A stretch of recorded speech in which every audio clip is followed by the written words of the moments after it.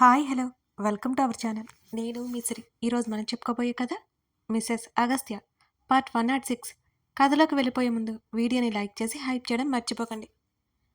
ఆనంద్ వెళ్తున్నప్పుడు రామ్ కనిపించాడు. ఆనంద్ని చూడగానే ముఖం తిప్పుకున్నాడు. చాలా చిరాగ్గా అసహ్యంగా చూసి లోపలికి వెళ్ళిపోయాడు ఆనంద్. రామ్లో భయం మొదలైంది. ఇప్పుడు తను ఉద్యోగం ఉంటుందా పోతుందా? ఆనంద్ అంకుల్కి తనంటే చాలా కోపం. ప్రాణాలు కూడా తీయాలనుకున్నాడు కదా. ఆ మాత్రం కోపం లేకపోతే ఎలా? ప్రాణాలతో వదిలేయమని శ్రీధ చెప్పడంతో తనని అగస్త్య ఆనంద్ ఇద్దరు వదిలేశాడు. లేకపోతే ఈ పాటికి వారిద్దరూ తనని చంపేసేవాళ్ళు. బెడ్ రెస్ట్లో నరకం చూసిన రోజులు గుర్తొచ్చాయి రామ్కి. అప్పటి వరకు రామ్ ఆలోచనలు పోయి వాళ్ళ మీద కోపం పెరిగిపోయింది విపరీతంగా రామ్లో. క్యాబిన్లో కూర్చొని గోళ్లు కొరుక్కుంటూ ఉన్నాడు రామ్. రామ్ కంటూ ఏ ఐడెంటిటీ లేకుండా చేశాడు అగస్త్య. చివరికి అతని సర్టిఫికెట్స్ కూడా లేవు. ఎలాగో ఈ కంపెనీలో జాయిన్ అయ్యి వచ్చిన 3 నెలల్లోనే టీం లీడ్ అయ్యాడు రామ్ తన టాలెంట్తో. ఎంత చదువు ఉన్నా ఎంత టాలెంట్ ఉన్నా రామ్లో చెడు అనేది అతనిలో మంచిని చంపేస్తోంది. ఆనంద్ బయటకు వచ్చే వరకు రామ్కి పిచ్చి లేస్తూనే ఉంది. తన ఉద్యోగం పోతే ఎలా? ఇంకొకటి అంత తేలిగ్గా రాదు. శ్రీకళ ఫోన్ చేసింది త్వరగా రమ్మని. అతను ఇంటికి వెళ్ళాలి. కాసేపటికి ఎండీతో పాటు ఆనంద్ కూడా బయటకు వచ్చాడు. వాళ్ళిద్దరూ బయటకు వచ్చి తన వైపే చూశారు. రామ్కి మ్యాటర్ అర్థమైనట్టు అనిపిస్తోంది లైట్గా. వాళ్ళు పిలుస్తారా లేదా అన్నట్టు తల పట్టుకుని కూర్చున్నాడు. ఇప్పుడు లేనంత భయం కలుగుతోంది. ఇప్పుడు జాబ్ పోతే ఊహించుకోవడానికే నిజంగానే చాలా భయంగా ఉంది. ఎన్ని కష్టాలు పడి ఈ జాబ్ తెచ్చుకున్నాడు. అతని ముఖమంతా చిరుచెమటలు అలుముకున్నాయి. కర్చీఫ్ తీసుకుని ముఖమంతా తుడుచుకున్నాడు రామ్. వాళ్ళిద్దరూ అక్కడి నుంచి వెళ్ళిపోయారు. మరో 10 నిమిషాలు వెయిట్ చేశాడు. అంతకుముందే పర్మిషన్ తీసుకోవడంతో ఇక ఇంటికి స్టార్ట్ అయ్యాడు రామ్. ఎటువంటి బ్యాడ్ న్యూస్ తెలియకపోవడంతో. అతని ఇంటికెళ్ళేసరికి శ్రీకళ లోపలుంది. గదిలో పడుకొని ఉంది ఆమె. ఎప్పుడు పడితే అప్పుడు ఇంటికి రమ్మంటావేంటే? ఇదేమి నా సొంత ఆఫీసు కాదు. విసుక్కుంటూనే టైలాగి అవతల విసిరేశాడు రామ్. ఆమె ఏం మాట్లాడలేదు. తిట్టినా సరే అవసరానికి వచ్చాడు అనుకుంది మనసులో. అంతగా ఏం కొంపలు మునిగిపోయాయని అర్జెంటుగా ఇంటికి రమ్మని ఫోన్ చేశావు? ఆ మాటకి ఆమెకి కలుక్కుమంది ఒక్కసారిగా. కన్నీళ్ళు తుడుచుకుంది కళ. జ్వరంగా ఉంది బావా. వాంతులవుతున్నాయి. కడుపులో అంతా తిక్కతిక్కగా ఉంది. తిప్పుతోంది. ఏడుపు గొంతుతో చెప్పింది కళ. ఆమె దగ్గరికి వెళ్ళాడు రామ్. ముఖమంతా నీరసంగా ఉంది. కాస్త దూరంలోనే కూర్చుంటే వేడి సెగ తగులుతోంది అతనికి. ఆమె ఎంత జ్వరంలో ఉందో అర్థమైంది. హాస్పిటల్కి వెళ్దాంరా. ఆమె భుజం చుట్టూ చెయ్యేసి లేపి కూర్చోబెట్టాడు రామ్. హాస్పిటల్కి వెళ్తే ఖర్చు అవుతుంది కదా బావా. ఈ వీధి చివర డాక్టర్ ఉంటాడు కదా. మన పక్కింటి బామ్మకి చూస్తున్నారు. ఒకసారి వెళ్ళి తీసుకురా బావా. బాగా జ్వరంగా ఉన్నట్టుంది. వద్దులేవే, హాస్పిటల్కి వెళ్దాం అని అన్నాడు రామ్. ఏం వద్దు బావా, జ్వరమేగా, తగ్గుతుందిలే. ప్రాణం మీద అంత ఆశ లేదు కలకి ఇప్పుడు. తన వాళ్ళందరూ ఒక్కొక్కరిగా పోవడం రామ్తో జీవితం. ఆమె ఆశల మీద నీళ్లు చల్లినట్టే అయింది. ఆ దిగులుతోనే రోజు రోజుకి కృంగిపోసాగింది కళ. నోరు ముసుకునిరా అని ఆమె చుట్టూ చేయేసి పైకి లేపాడు రామ్.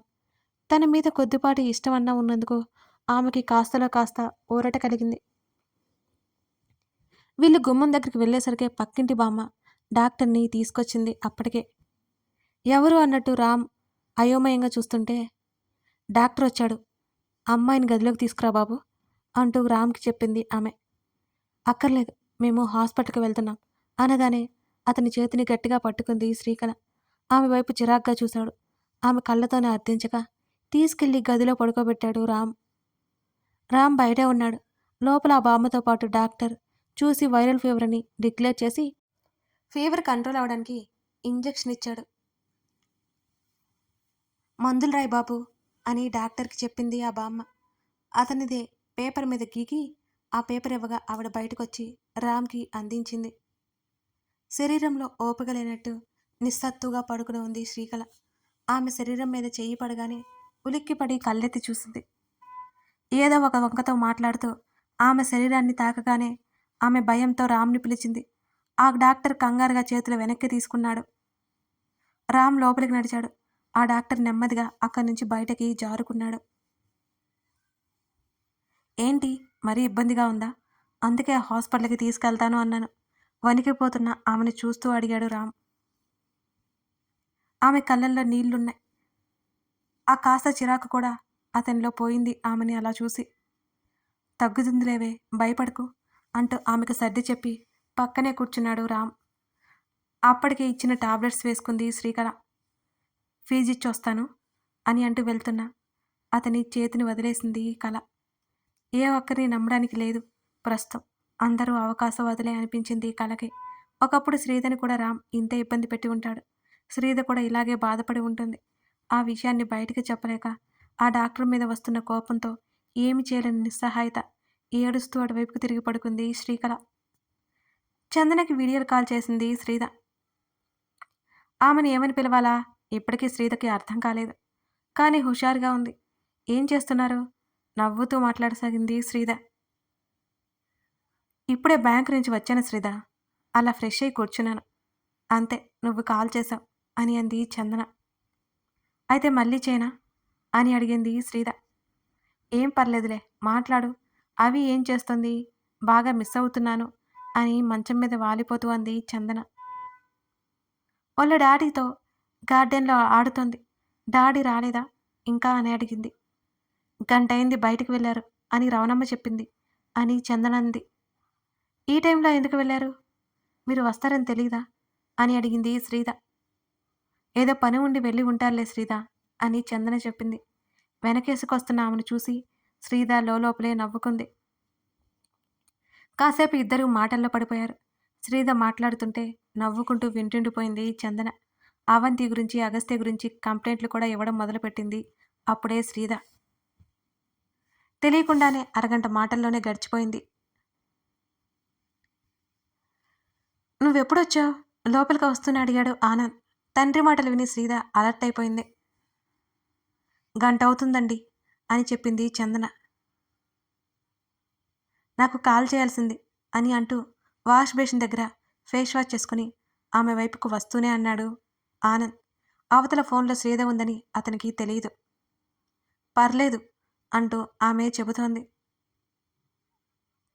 ఏం పర్లేదు డ్రైవర్ని తీసుకెళ్ళకపోతే స్కూటీ అన్న డ్రైవ్ చేయడం వచ్చు కదా నీకు. ఏదో ఒక ఆల్టర్నేట్ చూసుకోవచ్చు కదా. ఈ జర్నీలకే అలసిపోతున్నావు అని అన్నాడు ఆనంద్. తండ్రి కేరింగ్కి తెగ మురిసిపోసాగింది శ్రీధ. అన్ని మాటలు బాగానే చెప్తారు కానీ సాయంత్రాలు కూడా ఇంట్లో ఉండకుండా బయటికి చెక్కేస్తారన్నమాట. కూతురు గొంతు ఎట్నుంచో వినిపించి ఉలిక్కిపడ్డట్టు చుట్టూ చూశాడు ఆనంద్. అడియడి వెతుకుతున్న ఆనంద్ వైపు ఫోన్ చూపించింది చందన నవ్వుకుంటూ. బేబీ అంటూ మొబైల్ తీసుకుని బెడ్ మీద కూర్చున్నాడు. డాడీ మీరు ఇప్పటి వరకు బయట ఏం చేస్తున్నారు శ్రీధ గయ్యమంది. చందన నోటికి చేయడ్డు పెట్టుకుని ముసిముసిగా నవ్వసాగింది. సుదర్శన్ పిలిస్తే వెళ్ళాల్సి వచ్చిందిరా అని అన్నాడు అతను. మీ పనులుంటే సాయంత్రం లోపు చూసుకోండి డాడీ. మీకోసం ఇంట్లో ఒకరున్నారని మీకు తెలీదా అసలు మీకు ఆ సంగతి గుర్తుందా ఇప్పటి నుంచి గుర్తుపెట్టుకోండి. అలాగే ఈరోజు నుంచి అలాగే గుర్తుపెట్టుకుంటాను. పని పడి వెళ్లాల్సి వచ్చింది బేబీ. ఏమాత్రం కోప్పడకుండా చాలా నిదానంగా చెబుతున్న అతన్నే చూస్తుంది చందన. కూతురంటే ఎంత ప్రేమ అనుకుంది. సరే ఈ ఒక్కరోజుకి మిమ్మల్ని క్షమించమని మీ యావన్ని అడగండి. టాటా పిలుస్తుంటేనే టక్కున కాల్ కట్ చేసింది శ్రీధ. శ్రీధ మాటలు నిజానికి షాక్ అయిపోయింది చందన. ఆమె బెడ్ రెస్ట్కి అనుకుని కాలు చాపి అలాగే కూర్చుంది. పర్లేదులే రెస్ట్ తీసుకో అంటూ ఆమెకు మొబైల్ తిరిగి ఇస్తూ అన్నాడు. దాన్ని అందుకని పక్కన పెట్టేసి కాఫీ ఇమ్మంటారా అని అడిగింది చందన. పర్లేదులే నేనే తెస్తాను. నువ్విప్పుడే కదా వచ్చావు రెస్ట్ తీసుకో అంటూ ఆమె వారించే లోపలే లేచి బయటికి వెళ్ళిపోయి కాసేపటికి కాఫీ కప్పులతో వచ్చాడు ఆనంద్. రవణమ్మ బాగానే పెడుతుంది అంటూ ఆమెకి కప్పు అందించాడు. నేను తీసుకొస్తాను కదండి. ఆమె ముఖాన్ని చిన్నపుచ్చుకుంది. ఇట్స్ ఓకే తాగు చల్లారిపోతుందంటూ సిప్ చేశాడు ఆనంద్. తన ఆఫీస్ మానేయకుండా ఉంటే ఎంత బాగుండు. తన బ్యాడ్ లక్ 10 ఏళ్లుగా ఒంటరి గడపాల్సిన కర్మ వచ్చేది కాదు. ఈయన కాదన్నా అవునన్నా విషయం తెలిస్తే తనే అప్పట్లో పట్టుబట్టి పెళ్లి చేసుకునేదేమో అనిపించింది చందనకి. శ్రీధ కూడా తల్లి లేని లోటు తీరిపోయేది. ఆ టైంలో తనుంటే శ్రీధకు కూడా అన్నీ చెప్తుండేది అనిపించింది చందనకి మనసంతా. చందన అతను పిలిచాడు. కాసేపటికి పూర్తిగా ఆలోచనలో కూర్చునిపోయింది. చందన పలకలేదు. చందన నిన్నే మరోసారి పిలిచాడు ఆనంద్. అయినా పలక్కపోవడంతో ఆమె భుజం తట్టాడు. ఊరిక్కిపడి చూసింది చందన. అంతగా ఏమీ ఆలోచిస్తున్నావు ఇద్దరి చేతిలో ఉన్న ఖాళీ కప్పులు తీసి కింద పెడుతూ అడిగాను ఆనంద్. ఏం లేదులే అన్నట్టు తలాడించింది చందన. ఆమె చేతిని అందుకుని చెప్పు అసలేమైంది అని మృదువుగా అడిగాడు. మీరన్నట్టుగానే నేను మీ జీవితంలోకి ఎందుకు ముందుగా రాలేదు అని బాధపడుతున్నానండి అంటూ కాస్త తల ముందుకు వంకి అతని భుజం మీద ముఖం దాచు చెప్పింది చందన. జరిగిపోయిన వాటి గురించి నీ తలుచుకునే ఉపయోగం ఉండదు చందన అని చిన్నగా నవ్వాడు ఆనంద్. "ఉమ్, తెలుస్తోంది. జరగాల్సిన వాటి గురించి ఆలోచించాలి అంటూ ఆ చేతిని చుట్టేసి చెప్పింది. అతని ముఖంలో నవ్వు మాయమైపోయింది. డాడీ, ఆవిడకి జీవితంలో ఎటువంటి సంతోషం కలగలేదు.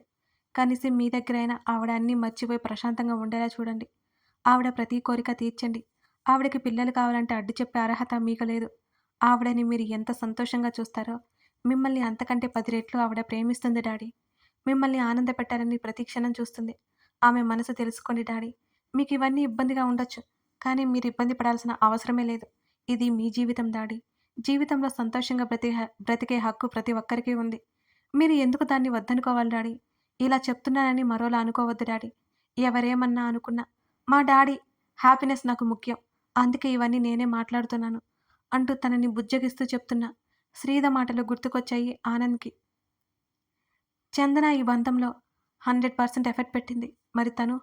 చందన చిన్ని చిన్ని ఆనందాలు తప్ప ఏమీ ఆశించట్లేదు. అది అతనికి కూడా బాగా తెలుసు. మరునాటికే శ్రీకళకి కాస్త జ్వరం నుంచి ఊరట కలిగింది. రామ్ ఎలాంటి వాడైనా కానీ ఆమె విషయంలో శ్రద్ధ తీసుకోవడం మాత్రం మానలేదు. ఆమెను బాగానే చూసుకుంటాడు. మరో 2 రోజులకి ఇల్లంతా ఎలా పడితే అలా ఉంది. ఆమెలో ఓపిక వచ్చింది. అతను వెళ్ళాక మొత్తం శుభ్రం చేసుకోవాలనుకుంది కళ. రామ్ వెళ్ళిపోయాక మొత్తం శుభ్రం చేసి కాస్త వండుకొని తిన్నది. ఈ 3 రోజులు భోజనం బయట నుంచే తెప్పించాడు రామ్ కూడా. తనని విసుక్కోలేదు, తిట్టలేదు, కొట్టలేదు. రామ్‌లో ఎక్కడో మంచితనం ఉంది. అది బయటకు తీయాలి అనేది శ్రీకళ లక్ష్యం. తను బాగానే చదువుకుంది. ఏదైనా ఉద్యోగం చూసుకోవాలి. అప్పుడు అతనికి కష్టం లేకుండా ఉంటుంది. ఇద్దరి జీవితం మీద ఇల్లు గడుస్తుంది. సాయంత్రం వచ్చాక ఒకసారి మాట్లాడాలనుకుంది కళ. కాస్త అలసట అనిపిస్తుంటే నిద్రపోదాం అనుకుంది కానీ అదే సమయంలో కాలింగ్ బెల్ మోగుతుంటే తలుపు తెరిచింది కళ. ఎదురుగా ఉన్న డాక్టర్‌ని చూసి ఆమె ఉలిక్కిపడింది. మీరేంటి ఇలా వచ్చారు? మొదట్నుంచి అతని ప్రవర్తన చూస్తున్న కళకి భయం వేసింది. అతను గబుక్కున లోపలికి రావడం, తలుపులు వేయడం క్షణాల్లోనే జరిగిపోయాయి. అది ఏమాత్రం ఊహించని కళ చాలా భయంగా వెనక్కి వెనక్కి అడుగులు వేసింది. నాతో గడిపితే ఫ్రీగా చూసి పెట్టడమే కాదు 10,000 ఇస్తాను. ఏమంటావ్? అడిగిన వెంటనే చెంప పగలగొట్టింది కళ. ఏం వాగుతున్నావురా? అని ఆమె అరిచింది. అతనికి కోపమొచ్చి ఆమె జుట్టు పట్టుకున్నాడు. నొప్పితో కేకలు పెట్టింది కళ. ఆమె నోరు నొక్కేసి మీ ఇద్దరికీ పెళ్లి కాలేదంట కదా! వాడితో బాగానే ఉంటున్నావుగా! నాతో అలాగే ఉండు అంటూ వెకిలిగా నవ్వుతుంటే ఆమెకి చెప్పలేనంత దుఃఖం పొంగుకొచ్చింది. ఆమెని తోయడంతో వెళ్లి ముందుకు పడింది. తల గోడకి కొట్టుకుంది కళకి. మర్యాదగా నాతో గడిపావా? సరే సరి. డబ్బుకు డబ్బు, సుఖానికి సుఖం. లేదా బలవంతంగా అయినా అనుభవించి తీరుతా. నీలాంటి దాన్ని అనుభవించాక చచ్చినా పర్లేదు అంటూ చొక్కా గుండీలు విప్పగానే ఆమె శరీరమంతా ఒక్కసారిగా చిరుచెమటలు పట్టాయి. ఆమె గోడ పట్టుకుని పైకి లేచింది. రామ్‌కి తెలిస్తే చంపేస్తాడు. మర్యాదగా వెళ్ళిపో అంటూనే ధైర్యం తెచ్చుకొని బెదిరించింది కళ. వాడు వచ్చేసరికి నా పని అయిపోతుంది అంటూ బిగ్గరగా నవ్వాడు ఆ డాక్టర్. ఏం చేయాలో పాలుపోలేదు కళకి. బెడ్రూమ్ వైపు చూసింది. ఆమె ఫోన్ బెడ్ మీదే ఉంది. చెప్తున్నా కదా! ఒప్పుకుంటే అన్ని ఆఫర్స్ ఉంటాయి నీకు అని వంకరగా నవ్వి వెనక్కి తిరిగాడు. అతను వెనక్కి వెళ్ళే తలుపు చెక్ చేస్తుంటే ఒక్క ఉదురున గదిలోకి పరిగెత్తి తలుపు మూసేసింది కళ.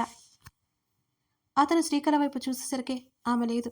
అతని నిర్లక్ష్యానికి అతనికే చిరాకు వేసి ఫాస్ట్‌గా బెడ్రూమ్ డోర్ వైపుకి వెళ్ళేసరికి ఆమె లోపల లాక్ చేసుకుంది. అప్పటికి గాని ఆమెకి ప్రాణం తిరిగి వచ్చినట్టు లేదు. ఏయ్! డోర్ తీయవే! లేకపోతే పగలగొట్టుకుని లోపలికొస్తాను. నిన్ను వదిలిపెట్టి వెళ్ళేదే లేదు అని గట్టి గట్టిగా అరుస్తూ తలుపులు కొడుతుంటే ఉలిక్కిపడి ఏడుస్తూ అలాగే ఉలిక్కిపడుతోంది కళ. వెంటనే మొబైల్ తీసుకుని రామ్‌కి కాల్ చేసింది కళ.